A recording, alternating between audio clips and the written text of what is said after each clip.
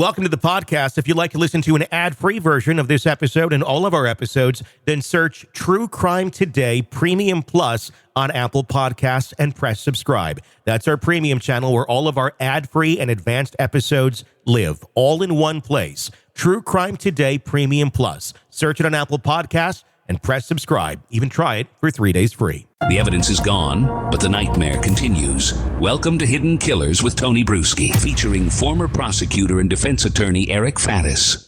Let's go over to the defense of Richard Allen. I know we've been kind of arguing that along the way as we talk about the actual prosecution.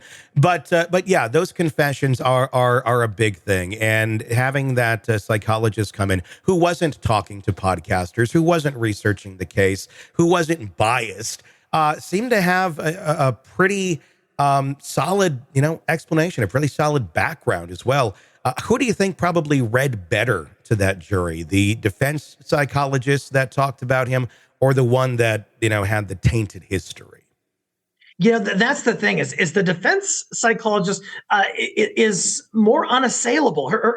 They didn't have the bias or apparent bias that the prosecution side did. And on top of that, it was so critical to have that because, like I said, intuitively, we think, hey, no one's going to confess to something they didn't do. And I thought the defense psychologist did a good job of explaining in a digestible way how that could actually happen after a series of horrible events that Richard Allen has been through. It's it's been very surprising to see just kind of how some of these things have played out and what's read better. Initially here when the defense was going in and right before this case started, we were all looking at this going, gosh, it feels like they stripped them of, any defense that they could have. But I guess that wasn't so bad when there's not much of a prosecution either. It turned out both were playing with half decks, it seems, of what they were allowed to, except the defense actually had some real stuff that just wasn't allowed into the case.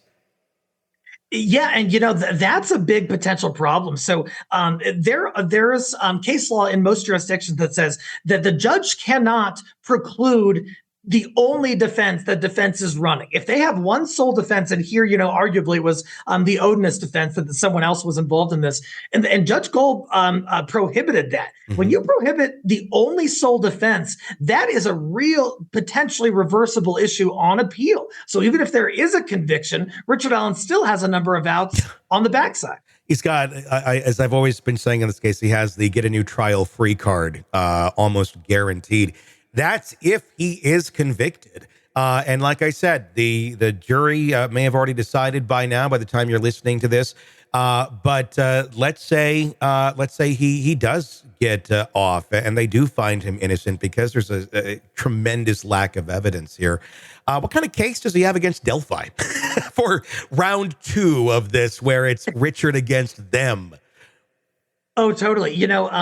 There are potential civil rights claims that he can bring, that anyone can bring. Mm-hmm. If there is what's called malicious prosecution or abuse of process, and it's really the government realizing some problems with the case, waiting 5 years to even bring it. Mm-hmm. And then failing to establish that a person was guilty after he's been held in solitary confinement for God knows how long. He will certainly pursue civil avenues after this, and it could bankrupt the small governmental municipality of Delphi. It has echoes of the case out of Manitowoc, Wisconsin, the Making a Murderer documentary, Stephen Avery. Where there were the accusations of murder against him. He was even found and put away, and then they found evidence that exonerated him, and he got $1 million judgment against the city. And then the city, that's a lot of money for Manitowoc. It ain't a big place. Been there many times. And he killed Teresa Halbach back here in his junkyard. And we know how that has all been sitting, never having to make the payment on that bill. I don't know. It's just going to be an interest. It reminds me of that. So I would say to Richard Allen, I'd be a little bit concerned if you do get off. I'd be just kind of getting out of Delphi, maybe do the lawsuit from a distance. I don't know. It just seems like there might not be a lot of up and up police work going on his part there. You bring up an important point because, we think that, if someone is wrongfully accused and then they bring a civil lawsuit, they're allowed to do that and it's cool, Yeah. whatever. But the reality is that the government's not going to like that. And they might find some other way to go after him if he tries to poke the bear. So on the balance, is it better off for him to just go on about his life if he is acquitted? Maybe.